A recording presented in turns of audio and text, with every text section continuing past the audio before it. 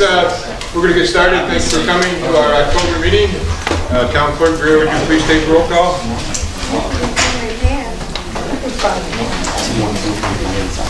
Michael Ferrara. Here. Don Dyson. Here. Caitlin Wisconsin. Here. Steve Churchill. Here. Frank Seneca. Here.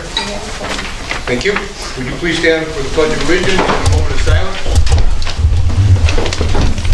I pledge allegiance to the flag of the United States of America and to the republic for which it stands, one nation, under God, indivisible, with liberty and justice for all.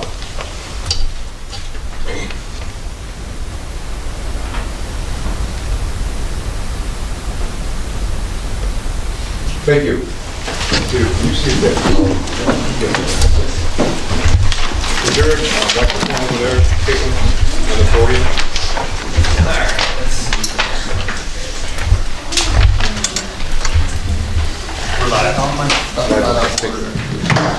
Okay, before we get into our regular meeting, we have 4 public hearings, and I'll kind of give a brief overview of each one as we get to those. So can I have a motion, please, to open up the public hearing for the application for a CDBG Economic Development Grant funding? I'll make a motion. Thank you. Do you have a second? Second. Thank you. This grant will allow, we're applying for funds, a grant from CDBG. It's called Micro Enterprise Grant. And our goal here is to, if we get the grant, set up a system where new businesses could open up in downtown Seneca Falls, basically downtown Seneca Falls in the Sackett district, and this would be funds to help them get started with improvements of the building, resources, staff, and so forth. Again, the goal has always been to revitalize downtown as much as we can. It kind of piggybacks off of our DRI grant that we received, so hopefully this will be another step in that direction. Anybody in the public would like to speak? Have a motion to close that public hearing. Make a motion. Thank you. Second? Thank you. Second public hearing, can I have a motion to open public hearing proposed law on signage? Make a motion. Thank you. Second? Second. Thank you. The next 3 are things that our zoning board, our zoning and planning committee has been working on with the facilitation of the MRB group, our town attorney, our town zoning officer, assistant zoning officer, myself, etc. So these are related to signage and the signs, how big the signs are, and trying to reduce those types of things that become a nuisance in our community. Anybody would like to speak at this public hearing? Yes. Please identify yourself. And while that's happening, there's a sign-up sheet out front. Hopefully you signed it. With the first public hearing, we have to have evidence that who was in attendance. We're not trying to track where you're going in your life. We're just trying to, it's a requirement of the federal government law. It's all yours. Hello, I'm Susan Savageau, 61 Fall Street, Seneca Falls, downtown. The First Amendment provides that Congress shall make no law abridging freedom of speech. The founders made that clear when they intended to protect and encourage ample political discourse with this law. Later, the 14th Amendment placed municipal regulations within the scope of this limitation on government authority. Some kinds of speech, of course, are not protected, such as obscenity, defamation, and fighting words. And according to all these regs, both New York and the U.S., governments may impose reasonable time, place, and manner restrictions, which I assume is what you're trying to do. No. I'm going to get to it. What is the problem with our current temporary sign policy? For 30 years, and probably longer, Democrats, Republicans, Independents, etc. have put up and taken down signs all over town, including in yards, roadside storefronts, and on town properties, also known as the people's property, with few problems until recently when someone was elected to national office who encouraged obscenity. Your solution is discrimination against your fellow citizens, and it discourages equal access to the political advertisement environment. According to your new regulations, I evidently cannot put up a political sign because I, like many others, live in a commercial district. This seems to be a flaw in your law, because quite a few people live in commercial districts, and we are being encouraged to do so. Also, a person can only support 3 candidates when most elections, especially local, involve more offices than that. We have temporary signs all over town supporting nonprofits, churches, favorite sports teams, small businesses like lawn care, etc., that cannot afford fancy advertising, and these will all need to compete with the stingy 3-sign limit. Frequently, these signs are also produced at local businesses who will suffer a loss of business. Now, typical sign regulations which have been found to interfere with free speech are those that allow only commercial signs on business premises. There's case law on this, which I could cite, that has overturned statutes of that nature. There are also overturned legislation for lawn sign prohibition and anything that didn't leave a simple, ample alternative communication. Anyway, there are other local examples of restrictions going down. I don't see how this law solves any real problems. It seems discriminatory, inconsistent, and time-consuming for some of your local officials who have other things to do. I don't think Seneca Falls will be served by this. I urge you to keep this same regulations that already seem to work. Thank you. Thank you. And just for the record, this law does not restrict anybody's freedom of speech. Okay. If I were to move. Yeah. Certainly, you can ask permission from any homeowner, property owner, to put your sign in their property, and they would say yes or no. So I was addressing my own property. Okay, just for the record, nothing will be voted on tonight with these 3 local laws. All 3 local laws have to go in front of the county planning board. Once they're approved, then the town board of Seneca Falls will vote on these in November 1st. Okay. Yes?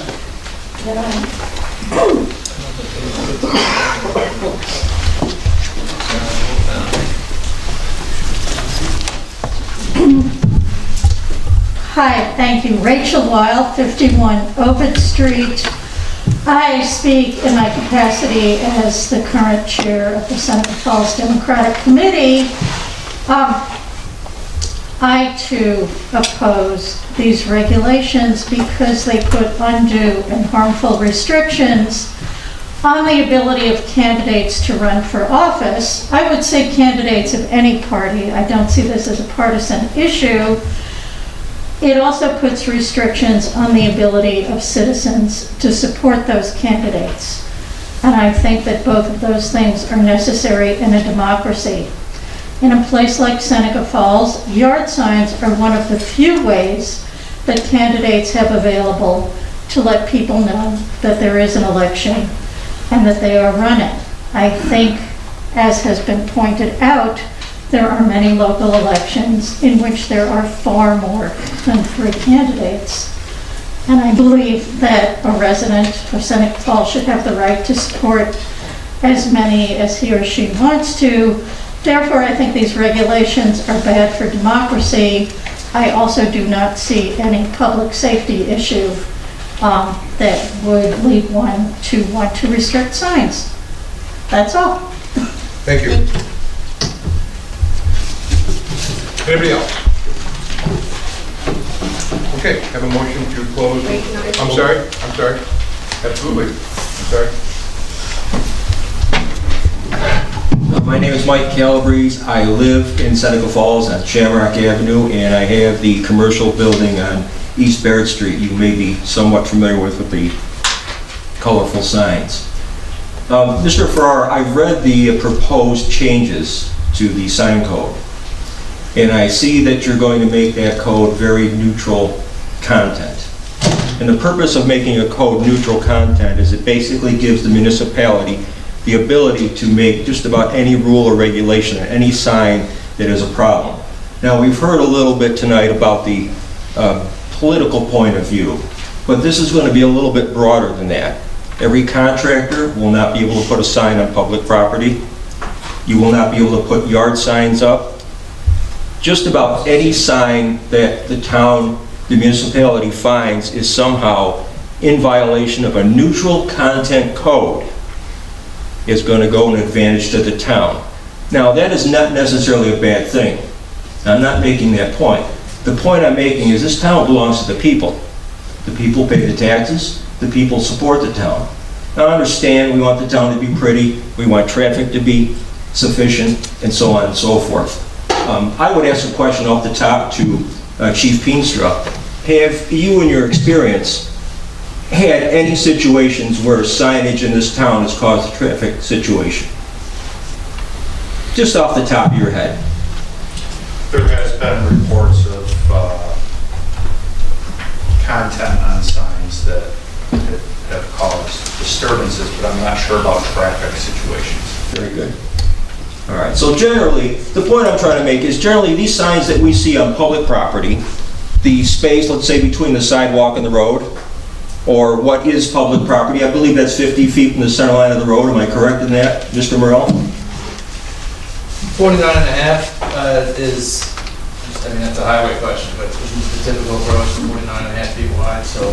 Let's call it 50 feet. From the center of the road is 25 feet. So it's close to 25 from the center. 25% of the road, okay. So generally, that will pull in most of the small yard, the lawn areas inside the curb. And anybody who's posted a sign there for whatever reason, yard sale or so forth, will no longer be able to do this. Am I correct or incorrect? Would you explain, please? Incorrect. Explain, please.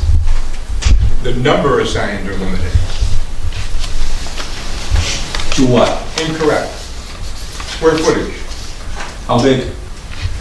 I don't know every detail of the law without looking it up. I'm assuming you read the public, I have read the proposed. You know how big it is? Yeah, it's about a couple square feet.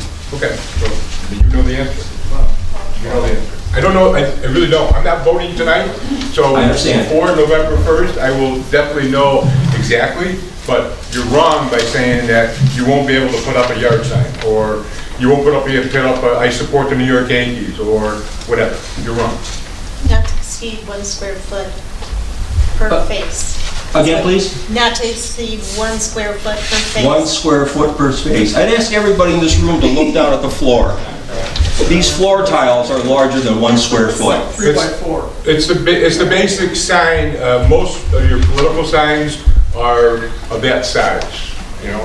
And like Most of them are the old saying in politics, signs don't vote. But anyway, that's the same thing. I think it's bigger than 1 square feet. Yeah. Well, the point is that the new sign code, especially if it goes content neutral, which is a government advantage, is going to take a lot away from the citizens in this town who've had the privilege of putting up political signs, advertising signs, commercial district signs. Now, Mr. Farrar, you said in a past board meeting that this stuff has always been on the books. About putting a sign on public land? Sign code violations or code restrictions have always been on the books, but the town has never enforced it. There's certain things that are on the books. There's always been on the books that public property is not a place for Correct. political signs. Right, and the Okay? town simply just Because enforces in it. the spirit of that rule is that, so if I'm running for town supervisor and I put my sign out here in front of the 130 Ovid Street, okay? Sure. And nothing happens, and now you come by and you put your big sign out saying, Trump sucks, or I love Trump, kill Biden. Nothing can happen, right? Yep. Okay. But it hasn't been enforced. On the new code, it'll be enforced. Again, that's the zoning officer right there, Mr. Pacelli, that comes under his domain. I have never, in my 3 years, have said to Mr. Pacelli, you have to go out and enforce somebody mowing their lawn or taking their sign down or whatever. That's never happened in my... Well, I understand that's not your job, and you hire talent to do that for you. I get that. This board does that, yes. All right, okay. So let me just ask one final question. This basically comes down to a yes or no answer. When the new sign code is installed and in place, whatever it says, A to B, X to Z, doesn't matter, whatever it says, will the town enforce that code 100%? Not let any of them slide any longer? It's a yes or no answer. You're asking me? I'm asking you. Again, I'm the wrong person to ask. Well, who's the right person? I just said, Mr. Porcelli, the zoning officer. Mr. Purcelli, Yes. when the new sign code goes into effect, it will be applied 100% without limitation. Across the board. That's a yes. Yes. Thank you. Thank you. Anybody else?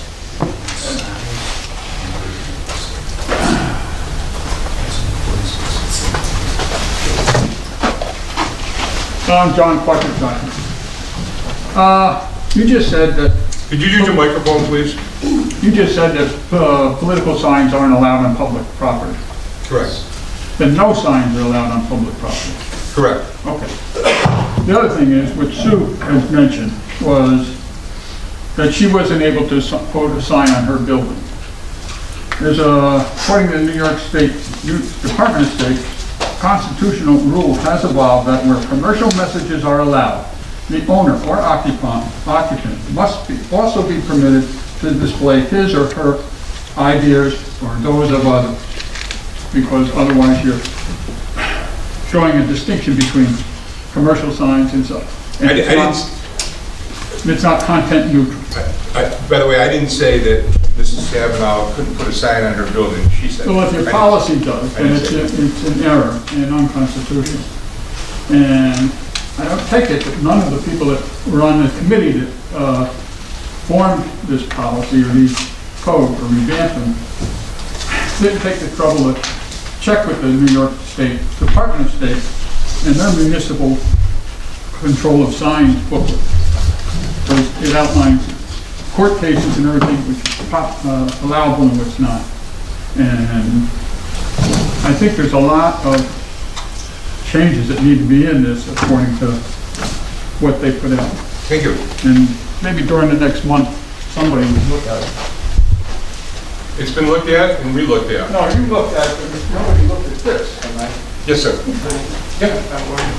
Okay, well, I just want to read something from the, so to address some of these comments, just let me read something from the proposed local law that I don't think, some people maybe skipped over this part. Anyway, in the proposed local law, it contains an exemption for everybody, for every property. They can have 2 signs per property with a maximum combined area of all signs shall not exceed a total of 12 square feet for both signs. In the case of a 2-sided sign on which each side is identical, only one side will be counted for the combined area. So that's every district, residential, commercial, industrial, what have you. If you have a business and you also want to express a political view, have at it. You have 2 signs and 12 square feet in which to do so. Same with the residents. Same if you happen to own an industrial parcel. It's across the board. As pointed out, it is completely content neutral. You can put whatever you like on that sign. And otherwise, it is there specifically in response to the guidance put out by the New York State Department of State that Mr. Quattrocchi just referred to. But otherwise, that's there. I know this local law is important to many people, but I just ask that you read it and take a look at it. And if anybody has any comments or any changes they would like to see before the board takes action on it, which will probably be next month's board meeting, at the November meeting, please feel free to submit your comments to our town clerk. It'll be included for consideration by the planning committee. They have another meeting just prior to the next board meeting. So any comments could possibly be worked into the final version of the law. Not making any promises, but if there's anything you want to bring to our attention, please feel free to do so. Thanks. Thank you, Mr. Morone. Have a motion to close the public hearing, please. Make a motion. Thank you. Second? Second. All in favor, please say aye. Aye. Have a motion to open the public hearing on proposed local law for short-term rentals. I'll make a motion. Thank you. Second? Second. Thank you. This is an attempt to have a better handle on short-term rentals. This has been something that our lake property owners have been clamoring for a long time. With the onset of Airbnbs and so forth, what's happening in a lot of our areas, especially the lake, homes are being bought by people from different communities who don't live in the home. That's all they do is rent it out, so forth. This is an attempt to try to get a better handle on that situation. Anybody like to speak to this public hearing? Have a motion to close public hearing on short-term rentals. Thank you. Second? Thank you. Can I have a motion to open a public hearing on proposed local law anaerobic digester facilities? I'll make a motion. Thank you. Can I have a second? Thank you. This, again, is to get a handle on the possibility of anaerobic digesters, which is part of the renewable energy programs throughout this country. Again, there's nothing regulating it now, so this is an attempt to regulate it in case some enterprise wanted to come in and, okay, we're going to buy this property and we're going to put a digester here and have at it. So this again is to get a better handle and the possibility that this comes forward to the town of Seneca Falls. Any comments on this public hearing and local law? Yes, sir. Yeah, is that going to be specific to certain zoning requirements within the town? It's included, there is, yes. Yes. So they would not be able to be allowed in like a commercial district, zone commercial district. I think it's predominantly agricultural. Yeah? Yes. It only allows small digesters as well, right? Not Correct. large digesters. Correct. And so large being Multi, things that would come under Article 10 of the New York State Public Service Law, which is anything over 25 megawatts. We're saying we don't want that, but anybody who's applying for something on that scale would need to apply through the state anyway, and well, they this, may or may not follow the town zoning because they're the state. And right, this kind of limits biodigesters to essentially like personal use, to a farm, to an existing farm, by that farm. Correct. It would not be a commercial operation. Correct. That's the idea. Okay, anybody like to speak to this public law?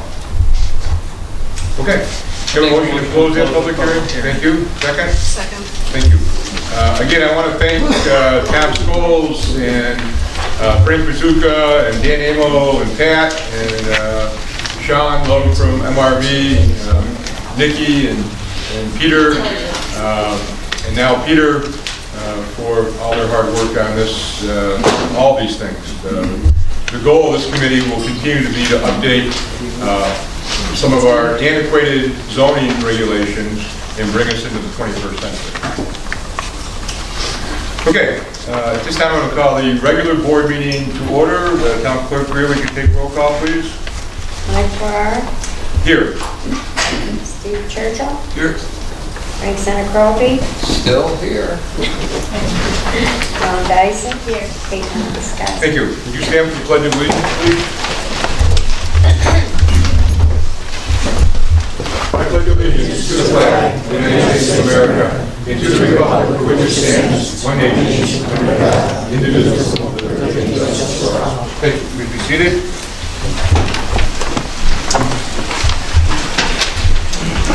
We have a couple of, we have one petitioner, I should say. Harriet Haynes, review of agricultural district number 6 as it relates to town lands. Harriet, are you here? Yes, you are. And Harriet is in charge of Seneca County Planning. Yeah, I'm a senior planner from Seneca County. I've been with the planning department for over 40 years. So this is about the third or fourth time I've been through ag district renewal procedures within Seneca County. The ag districts that we're talking about are not your local zoning ag districts, but rather an ag district program that is established by the state of New York. It is predominantly put forward at the local county level, but ultimately the districts are certified by the Commissioner of Ag and Markets. The districts are to promote agriculture within the state. They provide two benefits to agricultural operations that are located within the district. One is that the landowners that are part of an agricultural operation can apply to have an ag assessment on their property rather than the normal assessment, therefore allowing for their assessment to be reduced and therefore the taxes to be reduced because they're continuing to be in agricultural production. The other thing it does is it triggers in higher standards with the New York State right to farm regulations that puts in place that standard farm operations cannot be prohibited under nuisance regulations. In other words, if a property is located with an ag district and the farmer has to be out there on his tractor at 9 o'clock at night to get the crop in before the heavy rain comes, he's protected on his right to farm. That a neighbor can complain, it can go up through the Commissioner of Ag and Markets, but it's going to come back down that that's a standard agricultural practice. Persons that are not located within the ag district can apply for an ag value assessment. What happens anytime a property that has received an ag value assessment is taken out of agriculture, then there is a process wherein the taxes that were not paid because of the reduced valuation are gotten back. If you're in a district, it's 5 years back. If you're outside, it's 8 years back. And the details of it, I refer over to our Director of Real Property Tax or some of the various assessors across the county because they have worked with the program. My understanding is we've had 2 projects within the county where that has had to occur.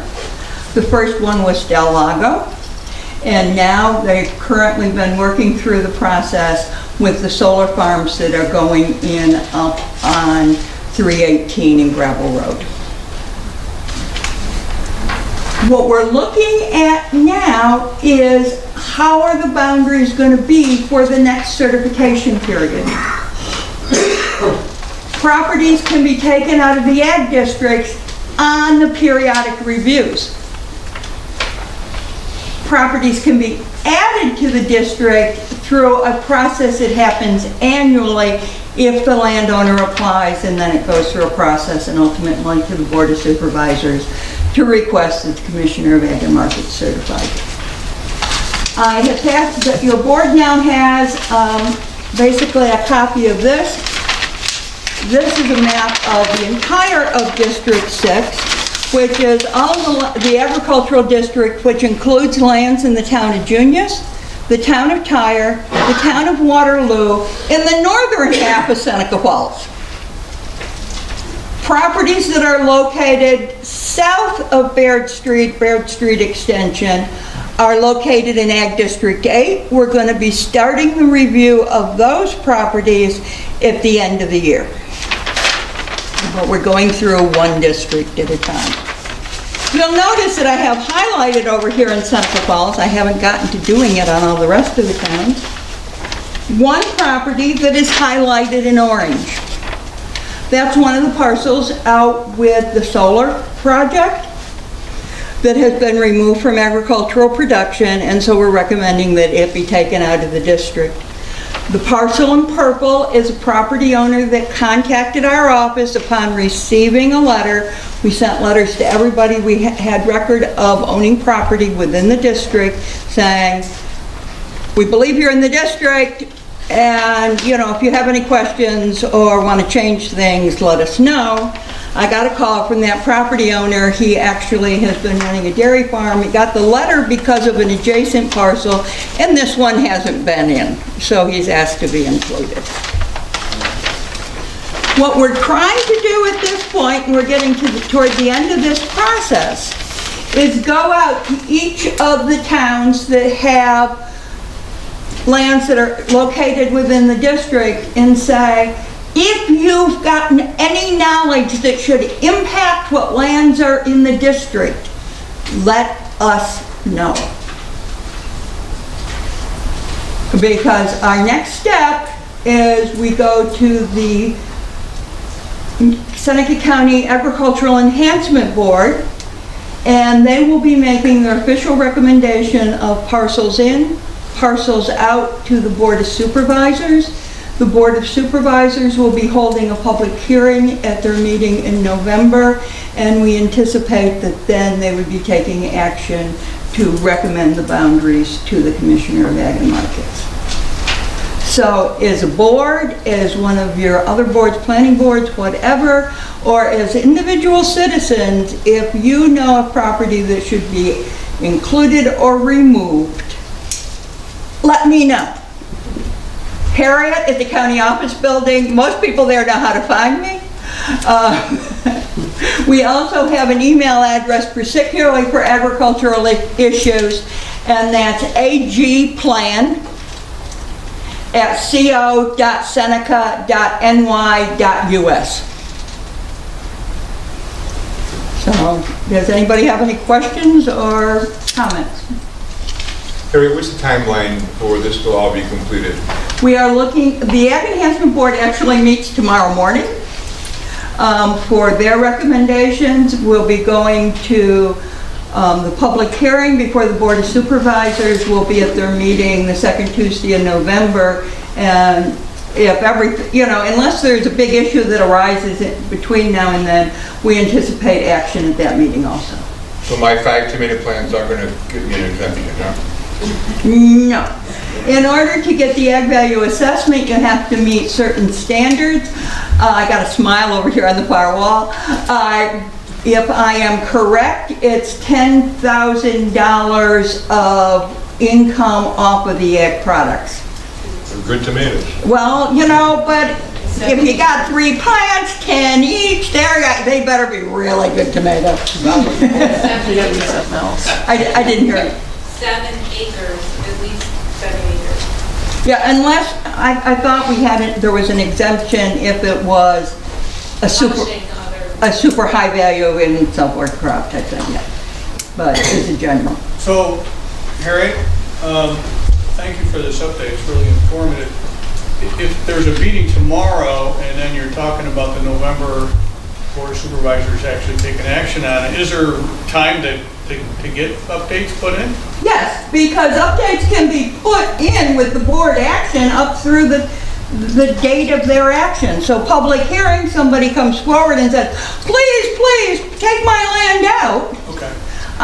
There's no additional. I cannot speak for the Board of Supervisors, but they're the final say on what the boundaries are going to be recommended to the commissioner. And do they have a timeline? I mean, if they choose not to move on it in November, can they put it off to December? Or? Yes. Okay. Thank you. Thank you, Harriet.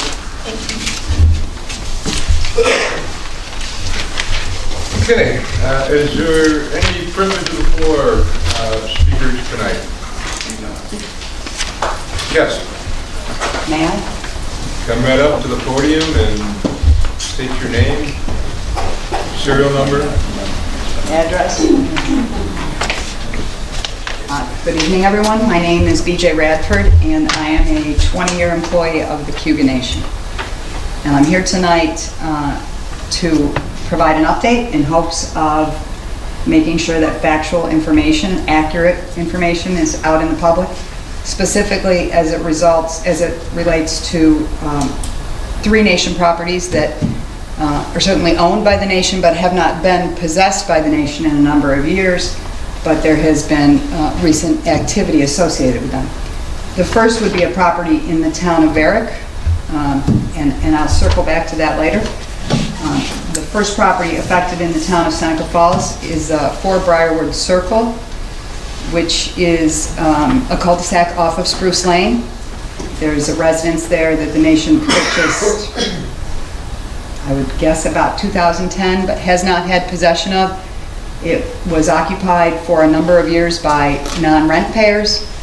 The home eventually fell into such disrepair that it had been abandoned for a number of years. The nation recently took that property down, has hydro-seeded the property, and I hope everybody in the neighborhood agrees with me that it really looks great. The property had become a safety hazard as well because people had broken into it a couple of times, so it's down and I think is a bonus to the nation and the community.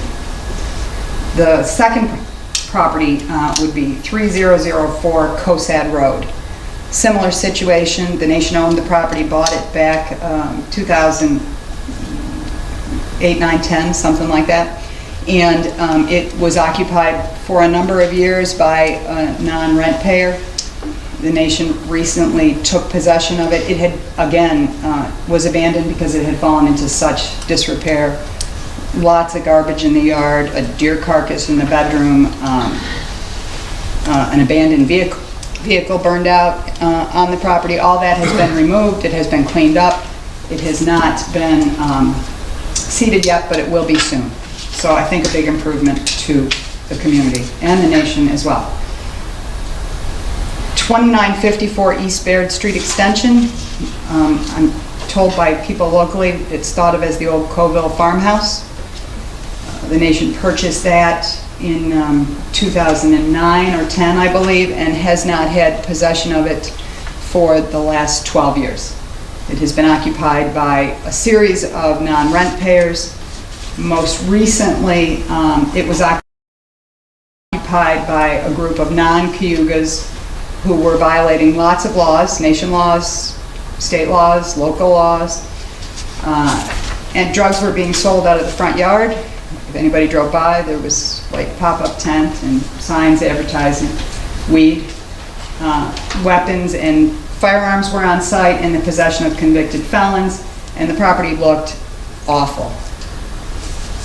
The taking back of this property was not easy, and it resulted in a number of days of protests by non-stakeholders, and even an attempt to drive over a police line in order to run over some Cayuga Nation Police Department officers, which resulted in non-lethal guns being fired at the vehicle to avoid personal harm.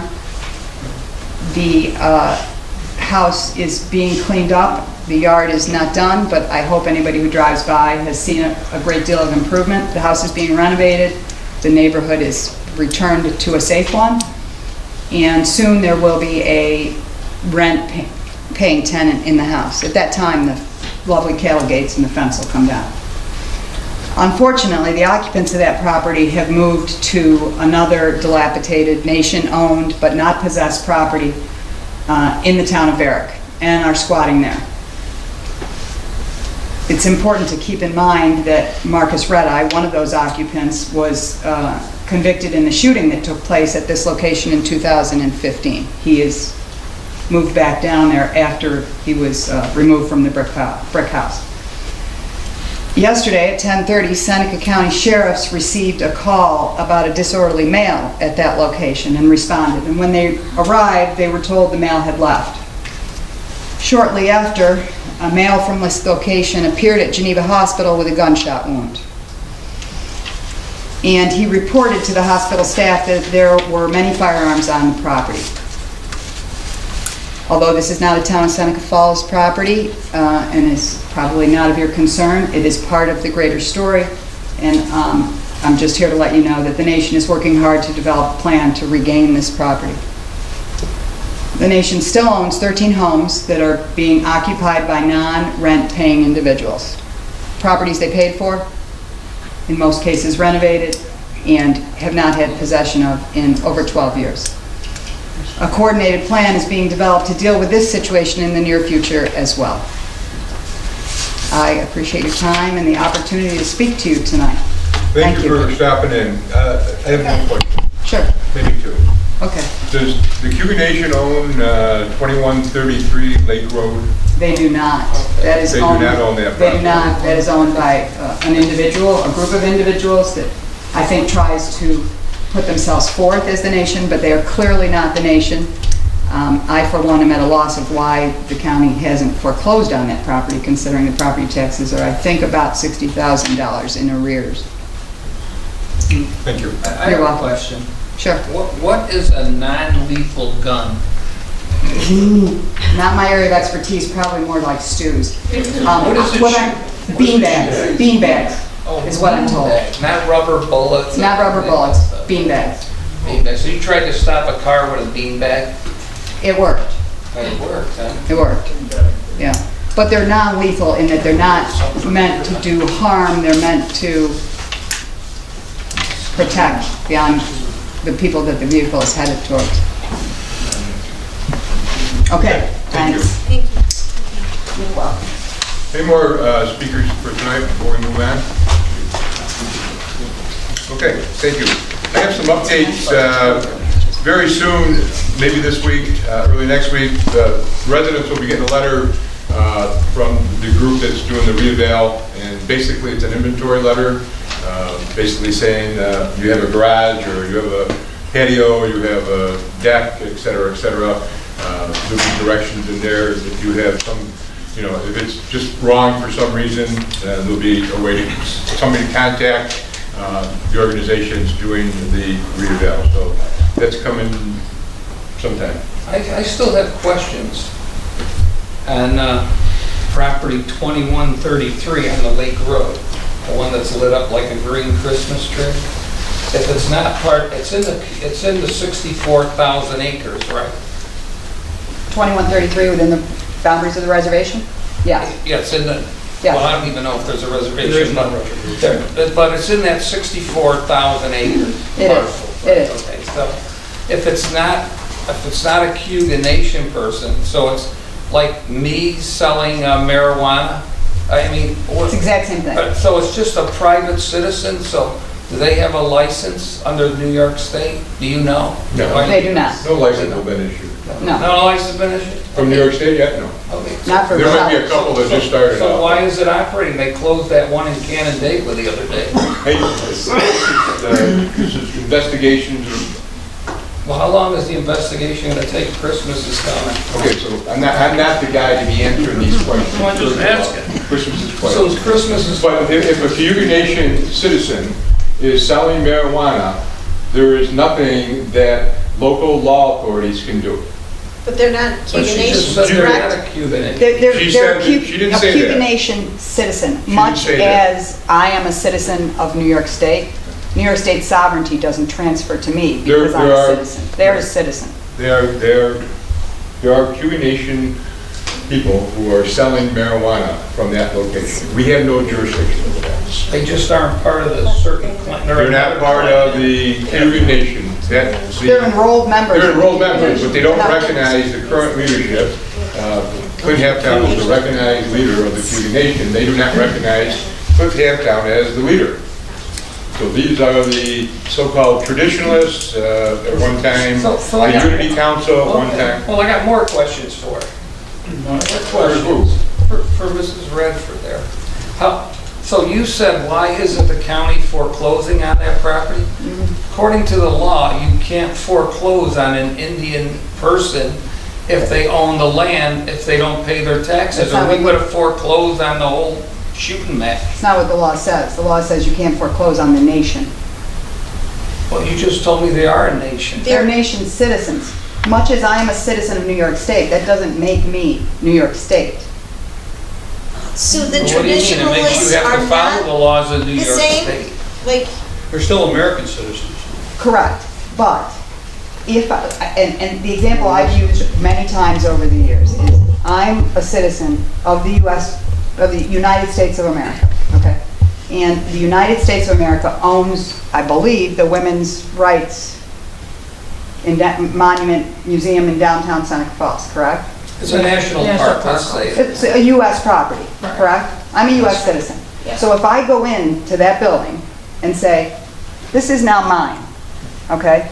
And any admission that anybody pays, I'll be keeping, because I'm a U.S. citizen. So I own this property.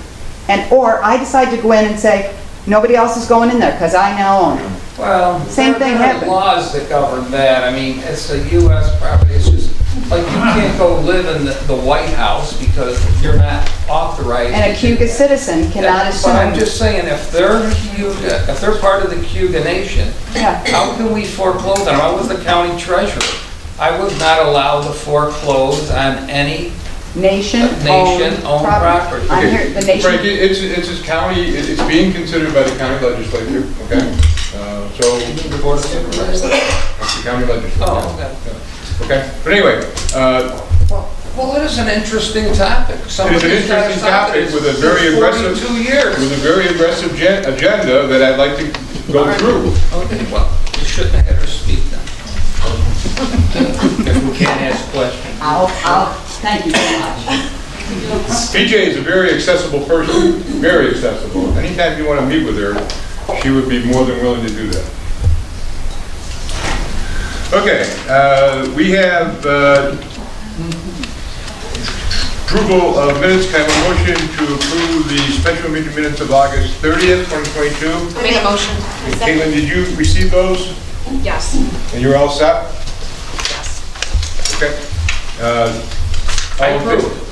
All in favor, please say aye. Aye. Anybody opposed? Motion to approve the public hearing and meeting minutes from September 6th, please. I make the motion. Thank you. Any discussion? All in favor, please say aye. Aye. And motion to approve the special meeting minutes of September 14th, 2022. I make the motion. Thank you. Second. Any questions? All in favor, please say aye. In your packet, there are 4 communications. Minutes from the Town Planning Board, minutes from the Zoning Board, minutes from the Heritage Preservation Commission, and a monthly report of all monies submitted by the supervisor. There's no old business. Before we get to new business, I wanted to, as I was going over some updates. Any questions on maybe department reports? Yeah, let me just do a couple updates. I want to congratulate Dan Amo on behalf of the town board and myself.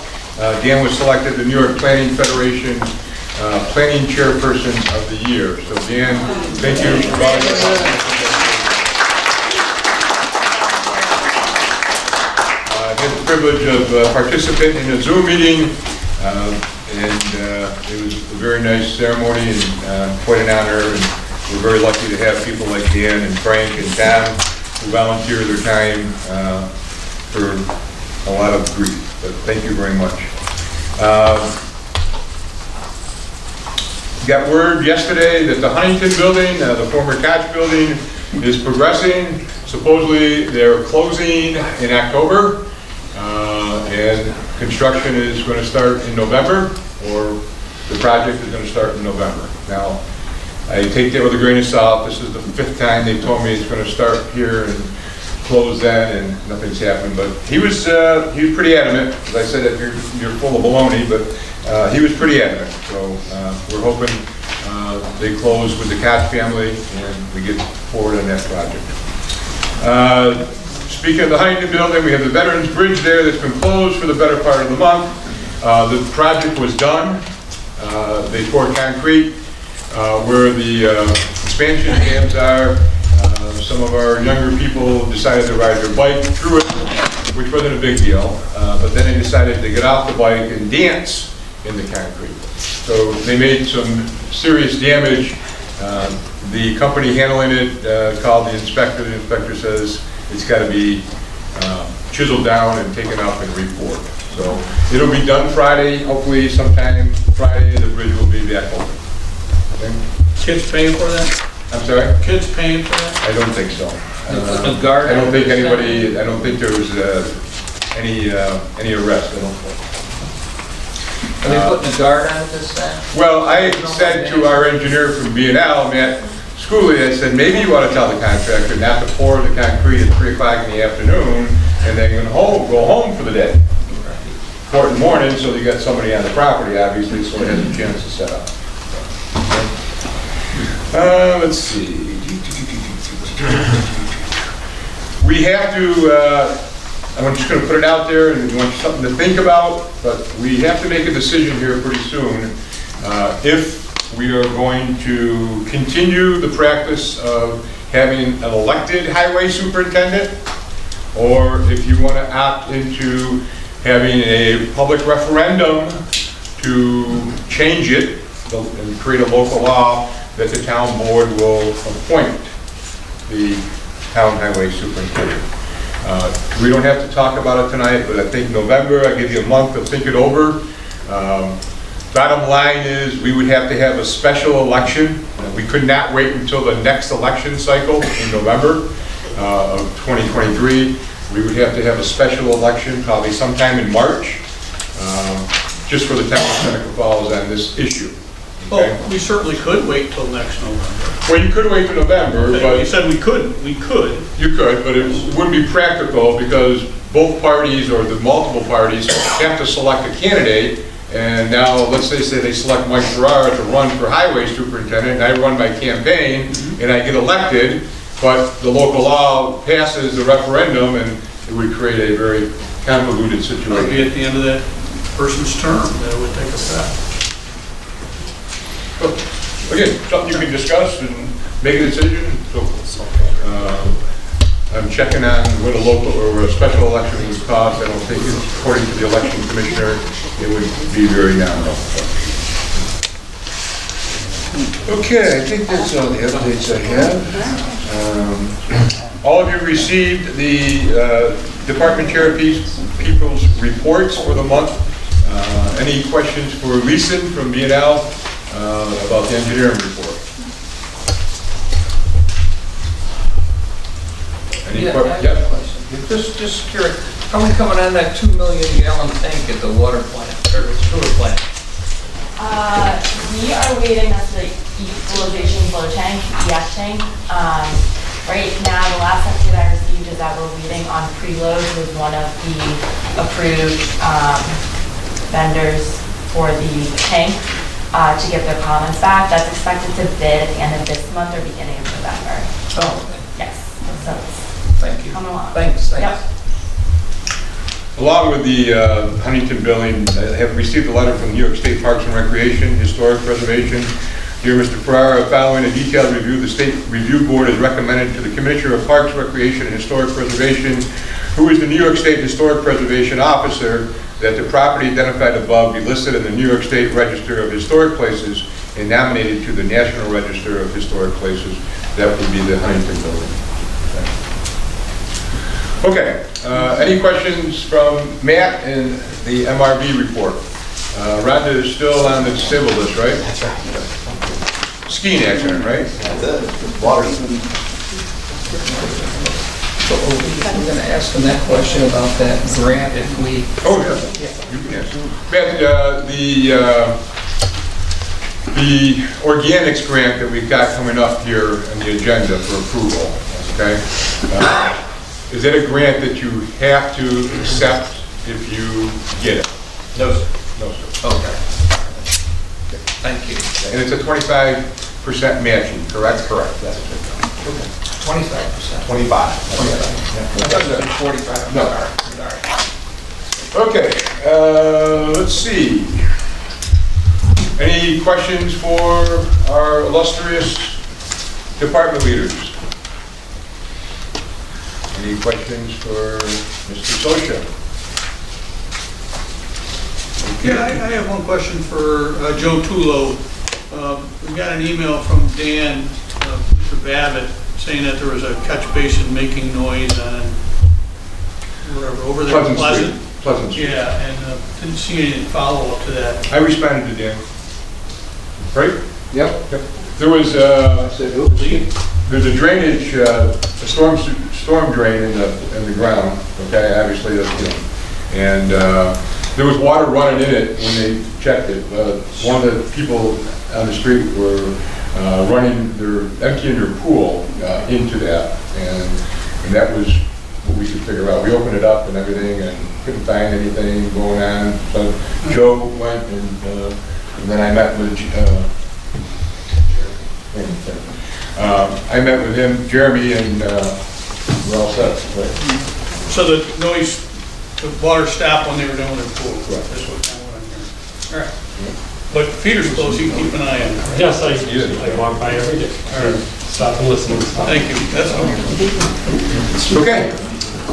With that, we'll move into the new business. There's a few things here, obviously. Hopefully, we can go through that. Let's see, get the budget. Special Special events, always approval special events, yes. We have how many, Nikki? Two, one in your hand and one in the basket. Right. We have two requests for special events, one for Becky Blythe's Wonderful Life Festival, and one for Seneca Falls United Methodist Church. I move we approve I'll the second. two events. Motion to approve those special events? Second. Second, thank you. Any discussion? All in favor, please say aye. Aye. Aye, thank you.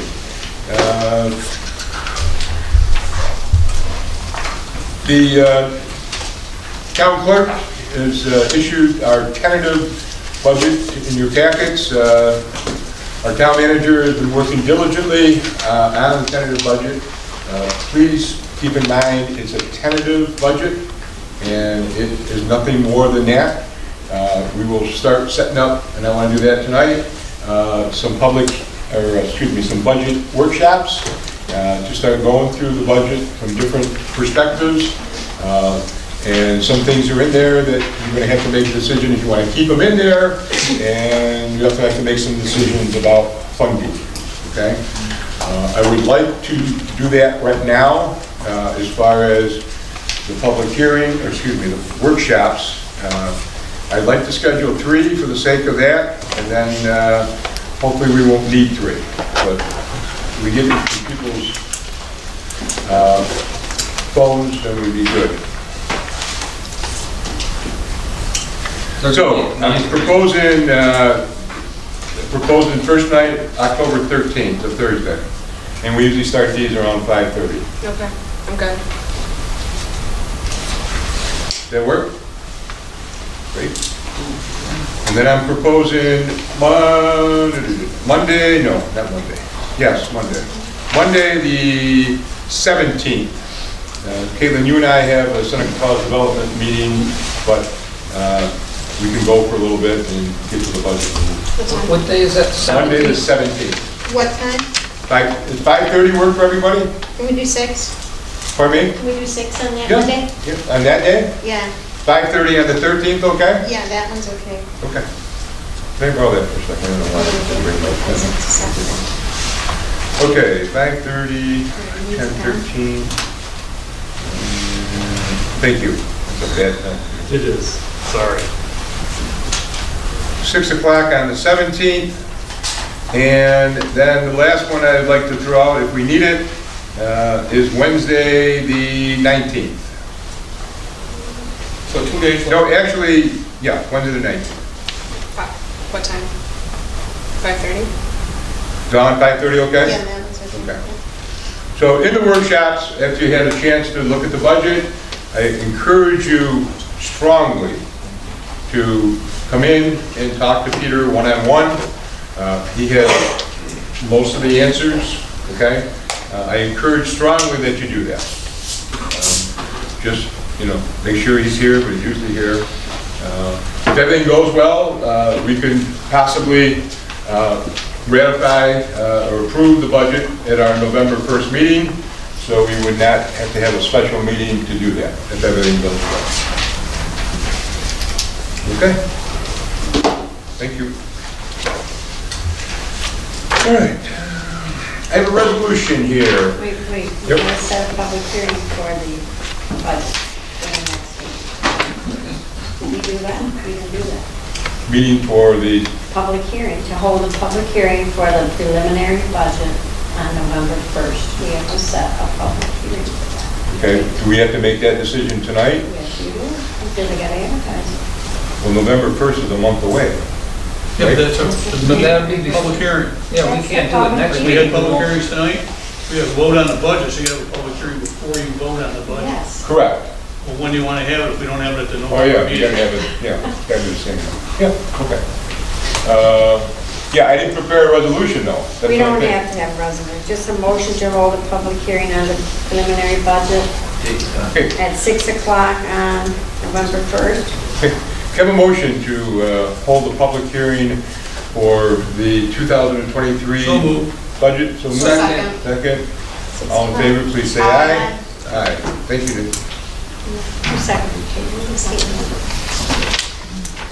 Okay, resolution here to replace motor equipment operator. Whereas the highway department would like to hire a motor equipment operator, replace the position of the motor equipment operator that moved in, or moved up, I excuse make me. a motion I'll that we second. grant hire the motor equipment operator. Thank Got a motion and a second, any discussion? Any questions? All in favor, please say aye. Aye. Aye. Anybody opposed? So carried. I have a resolution to replace motor equipment operator, whereas the highway department would like to hire a motor equipment operator light to replace the one that's I left. make a motion that we hire the light, Sean and Chief. I'll second. Second, any questions? All in favor, please say aye. Aye. So carried. It's on your way, Jeremy.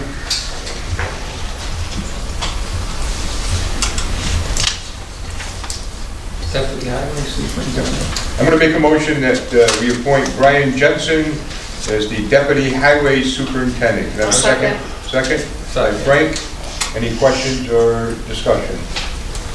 All in favor, please say aye. Aye. Anybody opposed? So carried.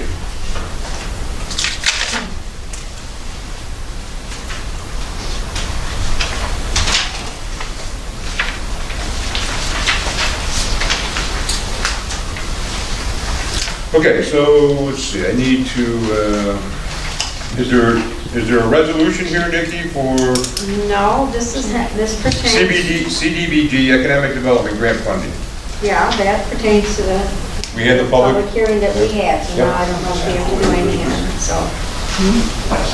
is there some formal action now, Matt, past this, what we've done? You could make a motion to authorize the application, or that can be done at the next meeting.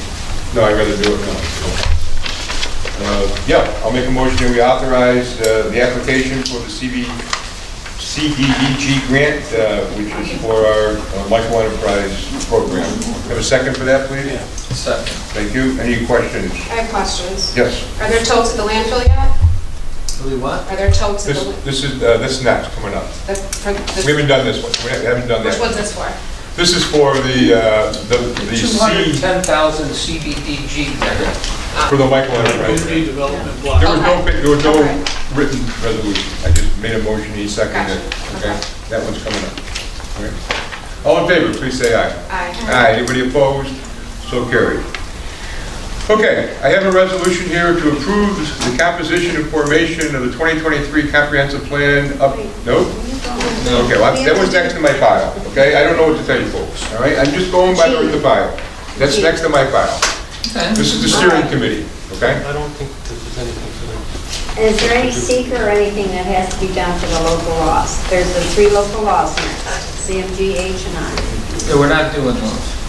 We're not going to do seeker or anything like that. We have to wait for the county to Okay. go to the planning board, and then come November, we'll be doing it. All right, we got Okay. it.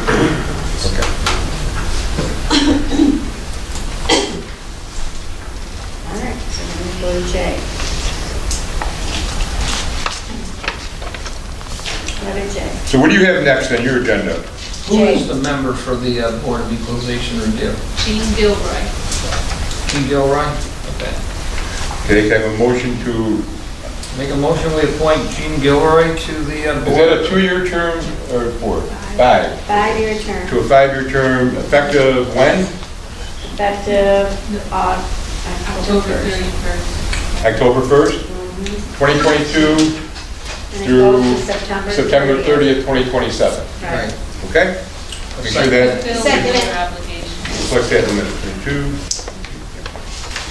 We have a motion and a second. All in favor, please say aye. Aye. Anybody opposed? And I'm assuming Gene wants to do it, right? Okay. All right. I'm still lost. Fall pickup. Okay. Okay.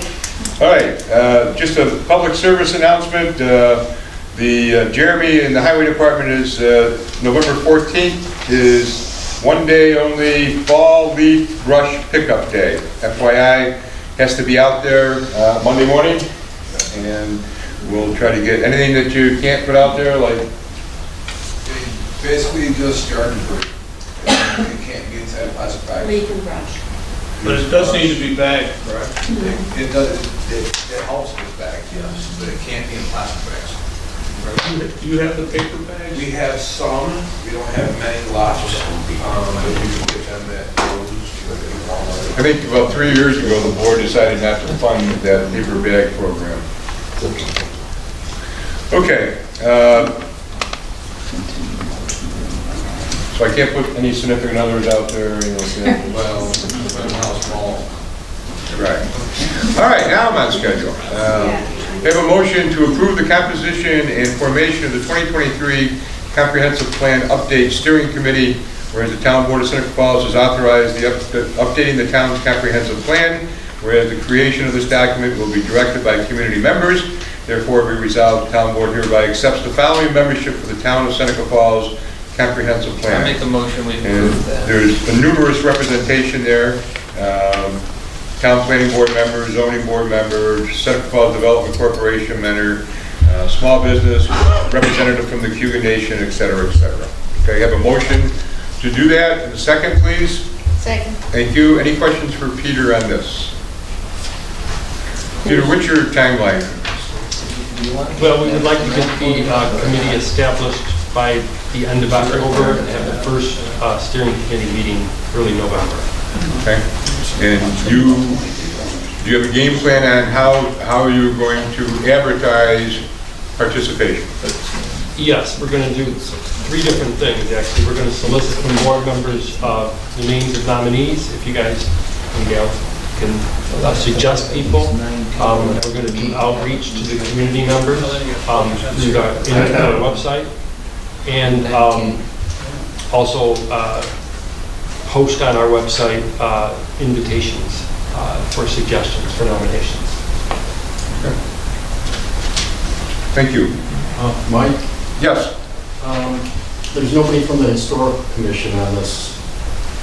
And that's the, okay, so if you go through this, you'll see when we get down to this, there's heritage and community planning. There's multiple subcommittees. This is just sort of very high level. Okay. They will be Just didn't want to get cited. Yeah, no, well represented. There's about 15 or I didn't want to scare people, basically. Okay, motion by Mr. Seneca and seconded by Don. Any further questions? All in favor, please say aye. Aye. Anybody opposed? So carried.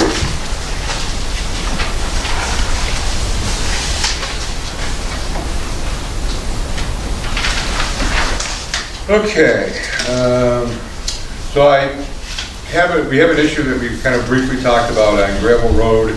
There's a private sewer line on Gravel Road that is on the north side of Gravel Road. East side. East side? Northeast, yes, east side, thank you. 10 houses, Joe? 9 houses, connects 9 houses. The private sewer line is gone bad. It's needs to be replaced. So I've had our engineers take a look at the site and ballpark about $500,000 for the replacement of it. Okay. It's one path. The other path is that the homeowners would be responsible for replacing it. And Joe, the DEC has said what to us? If the homeowners replace it, but go bankrupt in some form, then the town has to take over. So we have the emails. Yeah. So, any thoughts? Or any questions? I'm not approving anything, obviously, I'm not asking you to approve anything, I'm just trying to get temperatures. 500 K's sewer main down the middle of the road to your corner. To my corner. Yes. River Lane? So essentially, Yes. it would be to pick up those 9 houses. Yep. Primarily. The other side of the street already has sewer, right? It has, yes. So what have they been doing up to this point? Septic tanks? No, they have a private plastic line that ties into the sewer. And which it wasn't last year. They were private transite line Place. that's 75 years old and it's past its life. And some of them still have a septic tank. Some of them still, for whatever reason, are connected to a septic tank too. But still causing gray water. Yeah. So, did we put it in already? Well, we have sewer, you said, sewer goes to my corner, correct? Today. Not quite. Well, then how do the folks on the west side get service? There's a few that stop, about 400, 500 feet from the corner. There's a manhole right by the mailbox there. So, kind of like at the old village line where the power lines are. But it's, that line is too high up in the ground also for catching the other houses, I would say.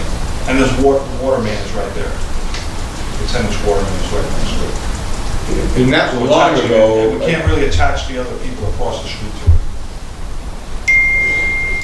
not long ago, I think, at least didn't you find some report from 2014 or something, the study was done to add sewer all the way down Gravel Road at one time, but that never, to set up a sewer district, that never flew.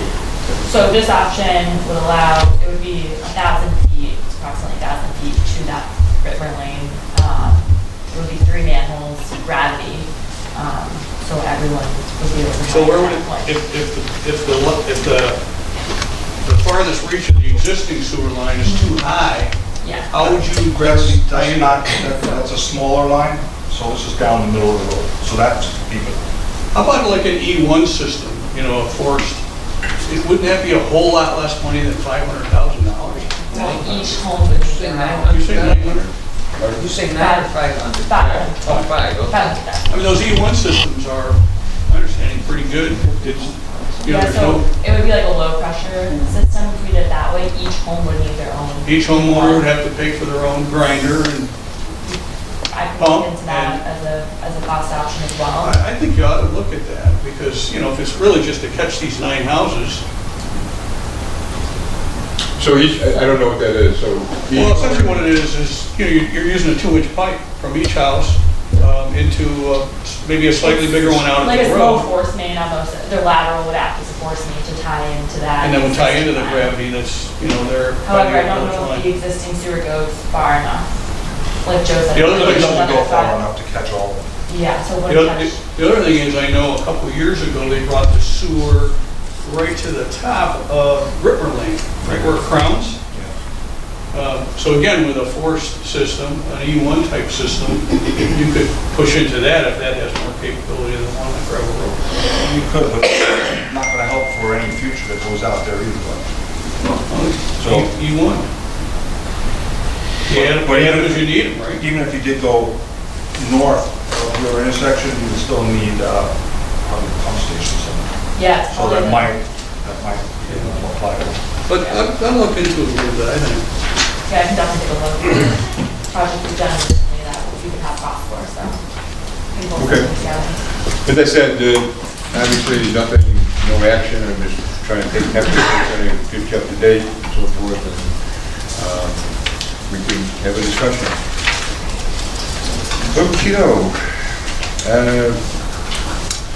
I have a resolution here to support authorization for the Town of Seneca Falls 2022 New York State Department of Environmental Conservation Organics Reduction and Recycling Program, the Municipal Food Scraps Recycling Initiative 2022 grant. Whereas the Town of Seneca Falls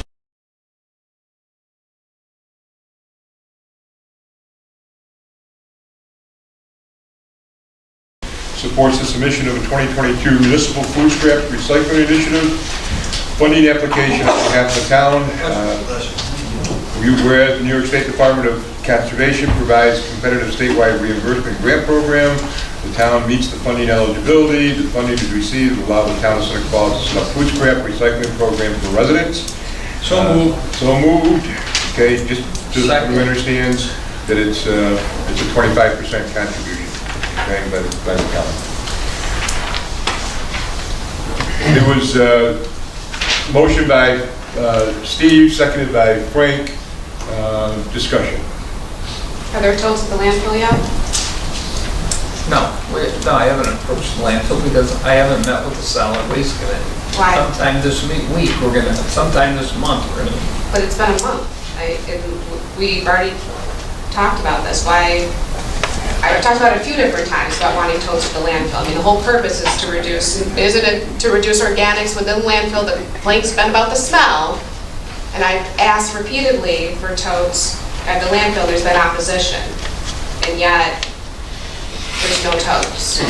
No totes at the landfill, you're right. I'm not going to continue to support initiatives and spending taxpayer money when there's no totes because of what appears to be personal biases from members of this committee. I'm not doing it.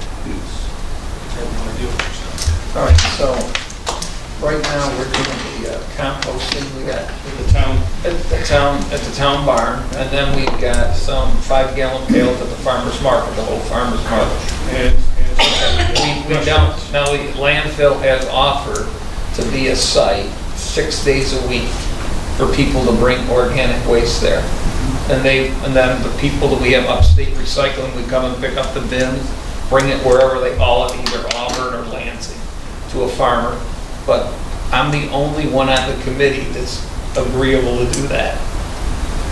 Well, why aren't Can I ask, I mean, you're saying the only one. I don't understand what the objection is. I mean, you have a working landfill that is considered an area for that type of business.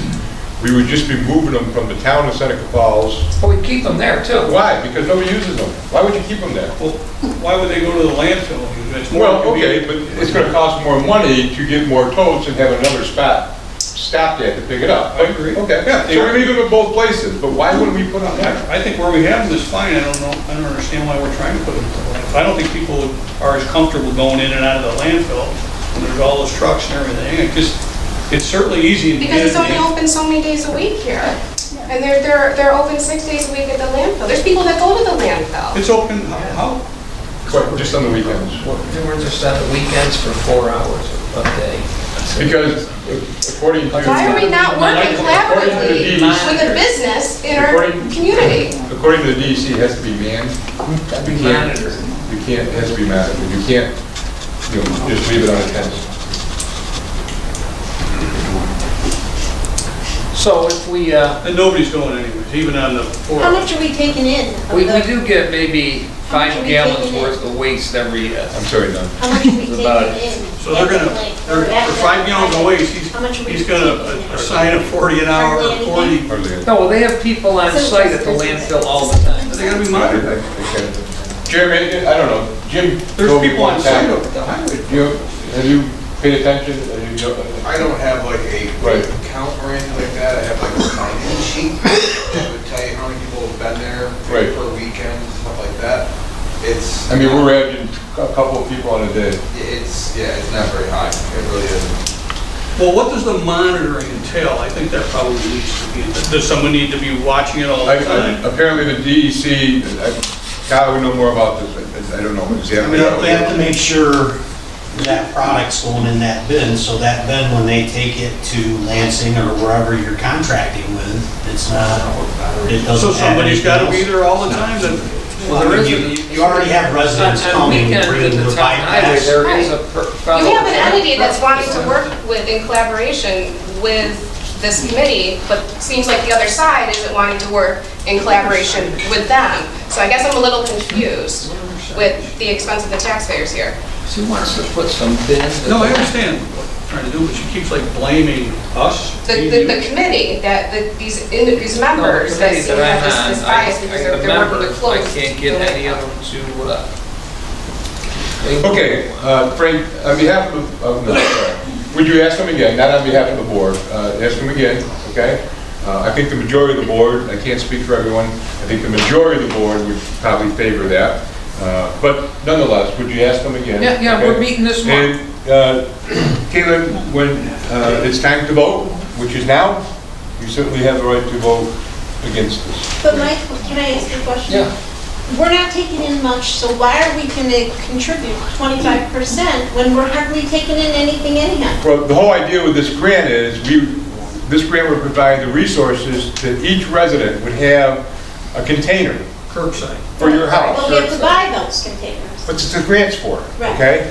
So you have it in your house, so now it's convenient. Then you pick it up, like you take your garbage out on Tuesday or Monday, and you put it on the curb and it gets picked up. Those are the funds would be used for, type of thing.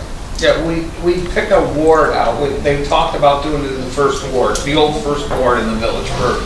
And like Mike said, everybody have an airtight container. They could put it out. Like just like you put your blue bin out, you would put this red bin out or yellow, whatever color they decide on. It's got to be something other than blue. And then there would be a service that picked it up and see if that would work as an experiment. If people would do it. If people just won't do it, this is the last ditch effort to find out if people will do it. We're having very good success with restaurants. Restaurants are doing it. We're not having problem. any success with residents, okay? So that's the purpose of the grant.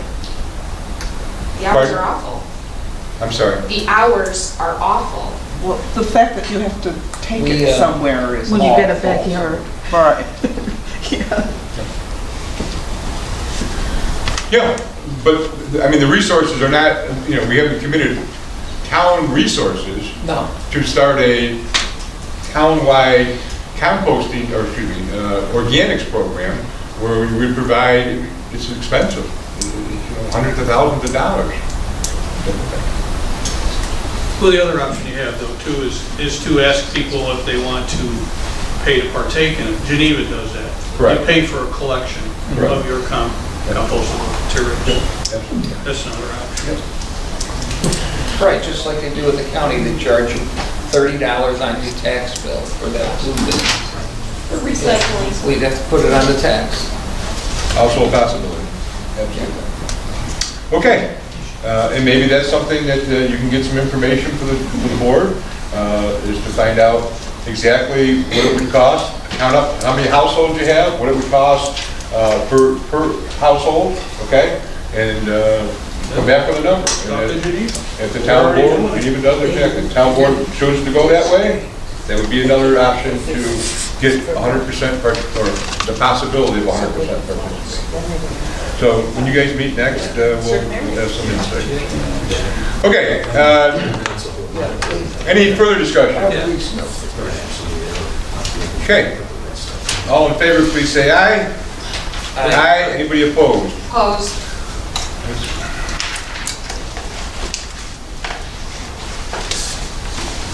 You have that, Nikki? Yes. That is carried 4-1.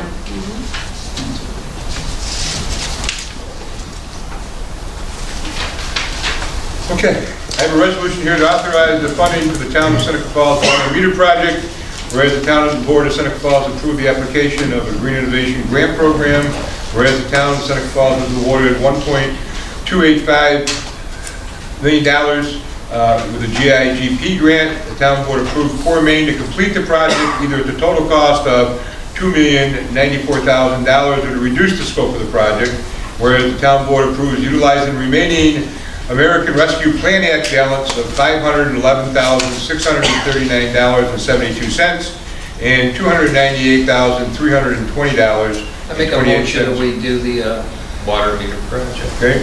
A motion by Mr. Seneca. Have a second, please. Second. Second. Questions, discussion? Yeah, just a quick question. If we don't use the whole, first we'll use the grant money, right? And then we'll use that federal money. Yes. And then we'll use our money left, right? Correct. Okay. And the ARAP money, does that cover this type of activity? Yes. I mean, what I read is, because it doesn't really have much to do with COVID. Indeed, the fund's unrestricted. set it up- Unrestricted? Yeah, we Pretty set it up in a way that it could be used for virtually anything. Really? MRB is the administrator of our ARPA funds, and Matt can fill you in as well. Yeah, so the program allow for local governments to make up to $10 million in claims for what we would call relatively unrestricted funding. You can't put it in reserves, you can't pay legal settlements, you can't pay pension obligations, but outside of that. Pretty much any infrastructure project. Yeah, yes. I mean, the county, we're using it for an elevator at the Three Bears. Well, they're bandits anyways. Pardon? They're bandits anyways. County? I agree. Wholeheartedly. Okay, any other questions? All in favor, please say aye. Aye. Anybody Thank you opposed? for getting that, how it's going to be paid for on this resolution. I appreciate that. You're welcome.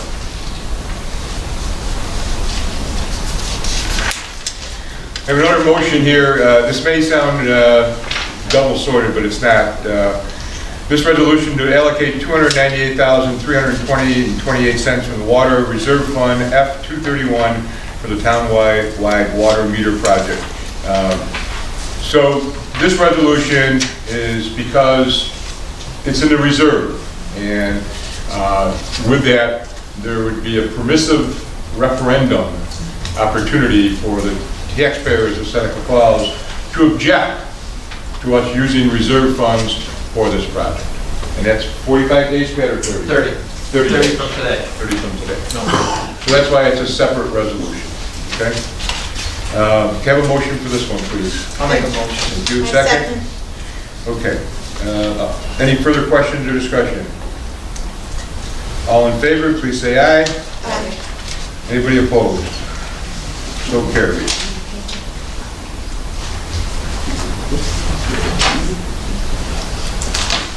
I have a resolution here introducing proposed local law and providing for public hearing. Whereas the town of Seneca Falls Town Board believes that it would be advantageous to the town to override the tax levy limit imposed by general municipal law. Whereas subdivision 5 of general municipal law section 3C expressly authorizes the town board to override the tax cap by the adoption of a local law.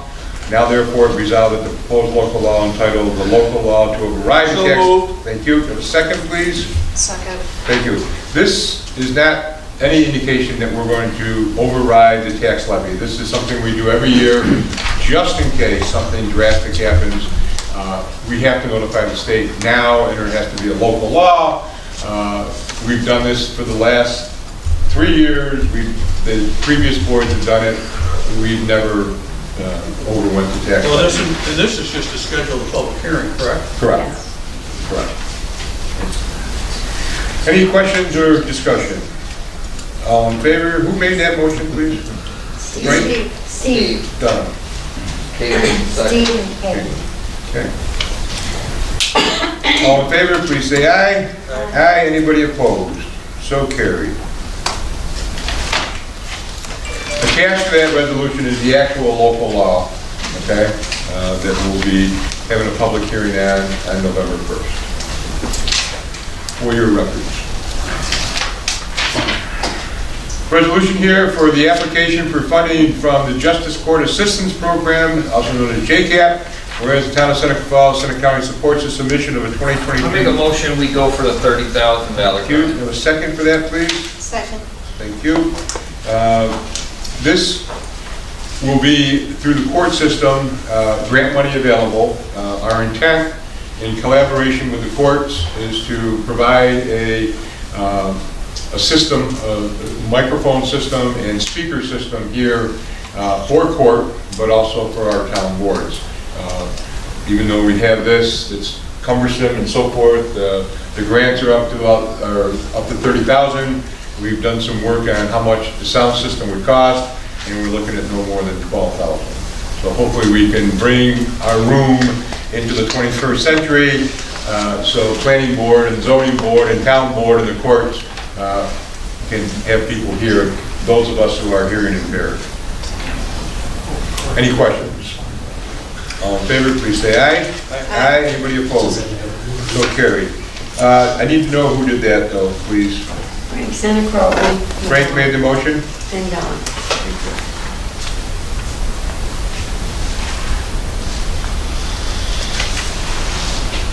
Nikki, Rhonda's gonna need this, okay? That resolution, you're gonna have to.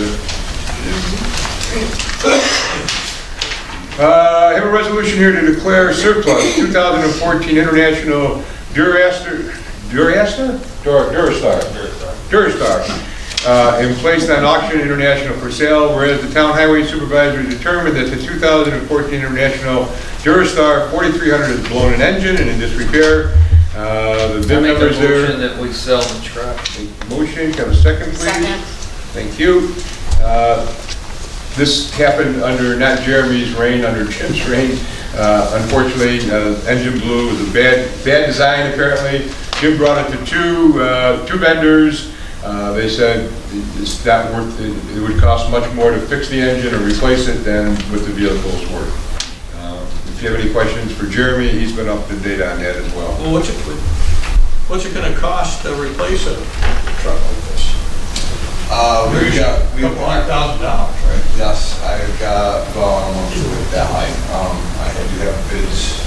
I do not have that with me. So I But can't- they're a few $100,000. What was the, I mean, what would it cost to put a new motor in? Well, the problem is, it doesn't need just a motor, it needs everything. The hydraulics are shot, the tires are shot, the whole truck is shot. So in other words, we got rid of Pearson right time, just in time, or a little late. We tried to give them the truck as a going away. Yeah. All right, so it was a lemon to start with. Right? Yeah. Yes. We aren't gonna buy another Duracell. No, we're not. All right. Thank you. Any further questions or discussion? All in favor, please say aye. Aye. Anybody opposed? So carried. I have a resolution here to approve the modification of the employee handbook to update vacation policy section 802. I make a motion that we go with the new vacation policy for the employees in the handbook. Okay, can I have a second for that, Second. please? Second? Caitlin, thank you. Peter, can you talk a little bit about this, please?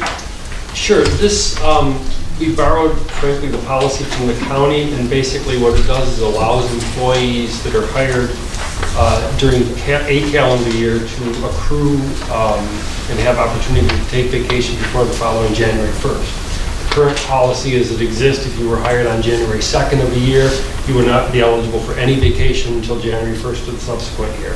So this policy then offers a prorated vacation schedule after, I think, 60 days. I can't 6 remember. months. Or is it 6 months? Okay. So 6 months, employees will be eligible for vacation. So. And this was something that Caitlin brought to Peter and myself, and Peter worked on it with some input from Caitlin. It's in the spirit of trying to recruit and retain employees as we lose people through retirement or moving on.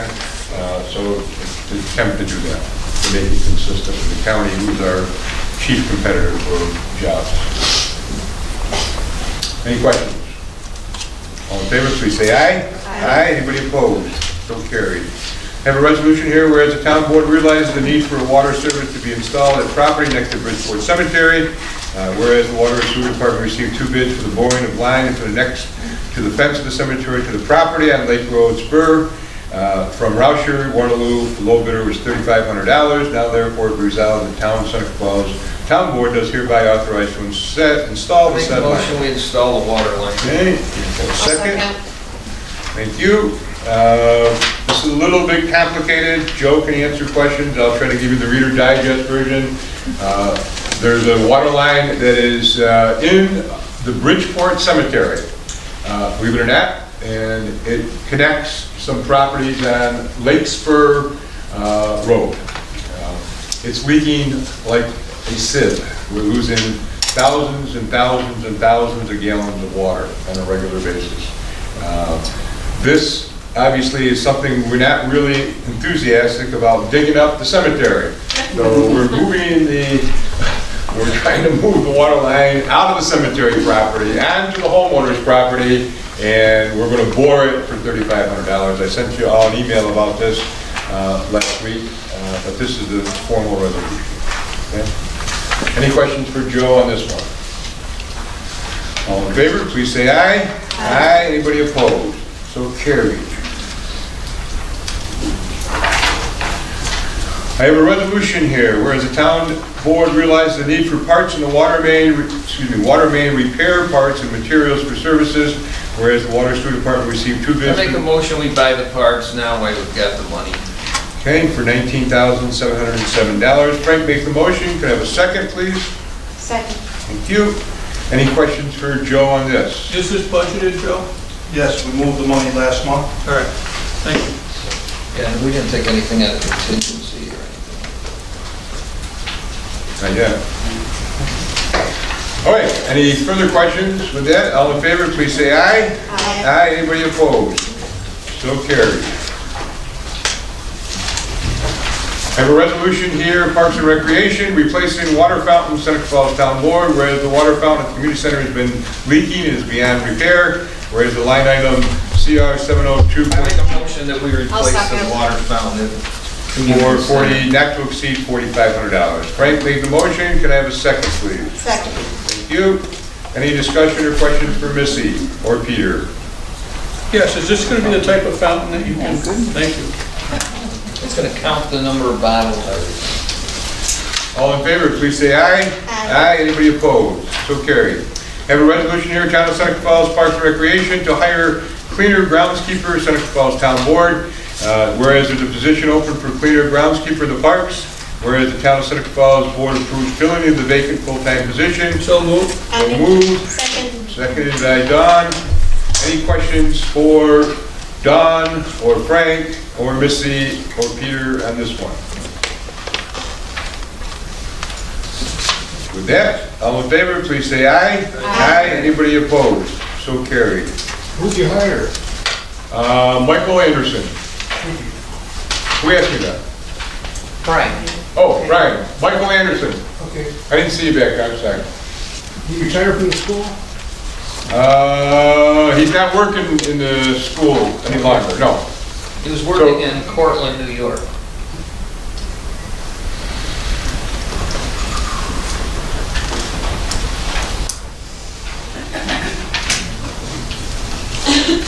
I have a resolution here, whereas from Parks and Recreation, whereas the community center still has leaks in the roof in locations other I than the make a gym. motion, we repair the roof.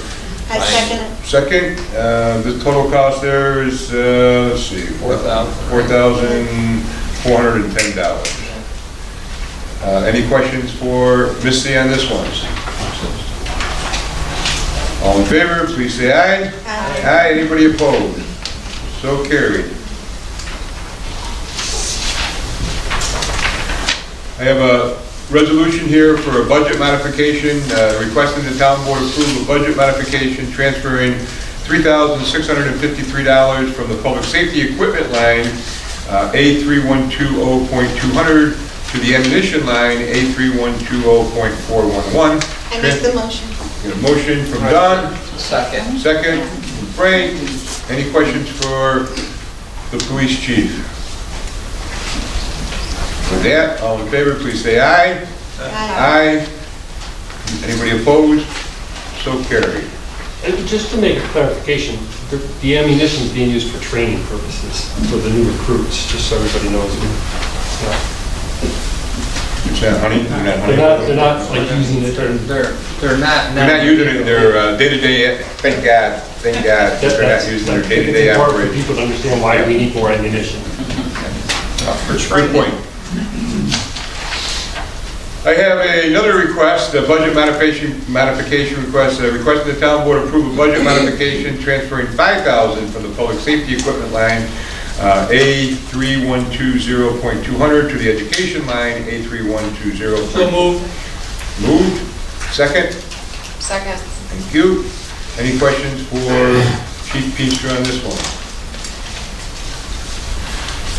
With that, all in favor, please say aye. Aye. Anybody opposed? So carried.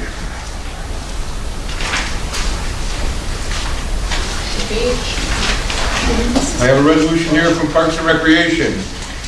Whereas the pool house at Vince's Park has carpet in the lifeguard room and office area, whereas the carpeted rooms retain moisture and mold. I make a motion that we resurface it. Not to exceed $4,000. Motion by Frank, seconded by Don. Any questions for Missy on this one? Missy, we did the locker rooms last year, right? Did everything except that lifeguard room in the office. And we did budget this. 4,000. Yeah. Mike, Okay. Mike, Yes. are you supposed to do anything with us?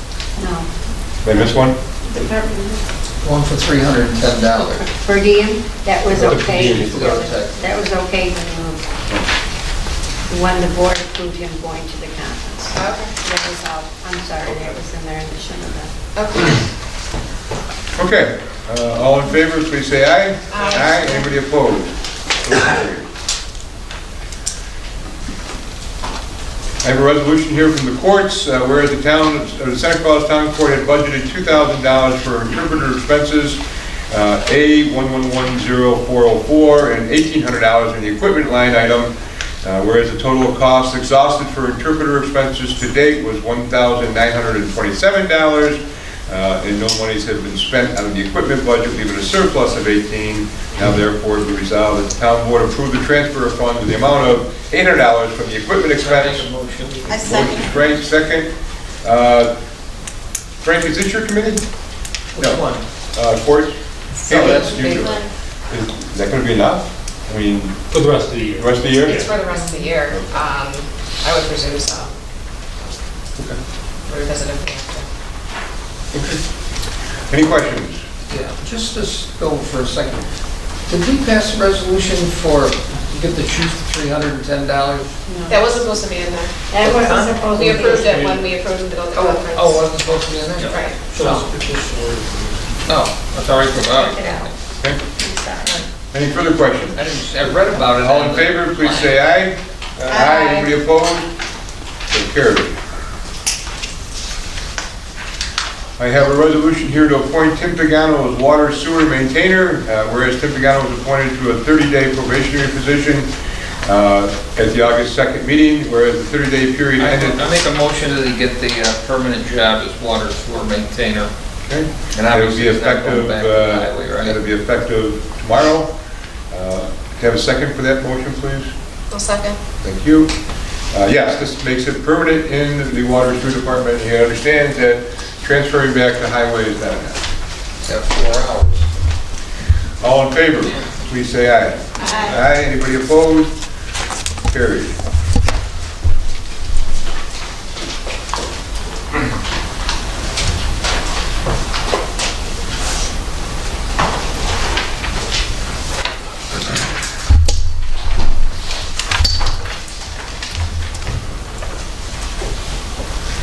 I guess we have some credits here. Have one. I'll make a motion that we approve it. Okay. I'll second. Second motion by Councilman Churchill and seconded by Don. Caitlin? Okay. All in favor, please say aye. Aye. Anybody opposed? So carried.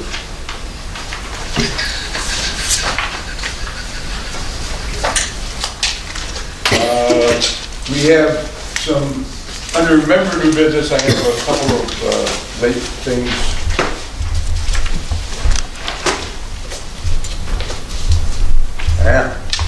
Nikki, do you have those, the resolution I gave you, copied off?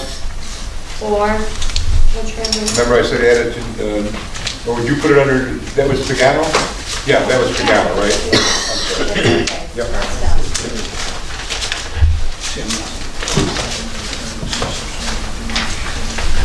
Oh, I wrote it. So this is a resolution, the auditors from the comptroller's office has taken up residency in our building.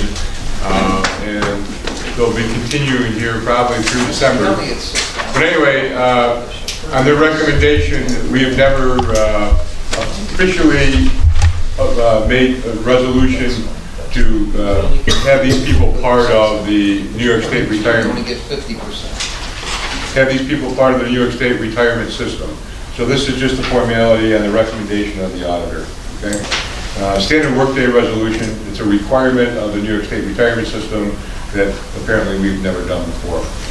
Whereas the town of Seneca Falls employees can be members of the New York State retirement system, whereas town employees should have a standard workday defined for purposes of reporting. Now therefore... I make a motion, we adopt the standard workday as written. Thank you. Have a second for that? Second. Thank you. Oh, Caitlin did, thank you. And any questions for Peter or myself on this? Pretty cut and dry. All in favor, please say aye. Aye. Anybody opposed? That's carried 5.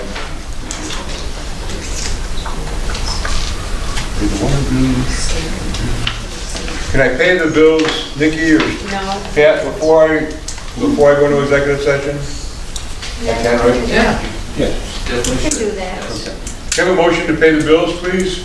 I'll make a motion. Second. Thank you. All in favor, please say aye. Aye. So carried. I had a motion to go into executive session written up, and I didn't bring it outside with me. So Pat's gonna help me out. I'm gonna make a motion that we enter an executive session to discuss a personnel issue and a real estate issue. Okay, so for the purpose of the minutes there, Nikki, for real property, it would be to discuss the proposed sale, lease, or acquisition of real property, and publicity is likely to affect the fair market value of the properties involved under Public Officers Law, Section 105, subsection H. And for personnel, it would be to discuss the employment history of particular town personnel under Public Officers Law, Section 105, subsection F. That's your motion. And I'm also inviting Town Attorney Patrick Morrell to the executive session and Town Manager Peter Socia to the executive session. And then they need a second and a vote. Pardon me? That still needs a second and a vote. Yes. Can I have a second to enter an executive? Second by Caitlin? I made the motion. And second by Caitlin. And to invite, as I said, the Town Attorney. Folks, there'll be no action out of executive session, so thank you for coming and a good night.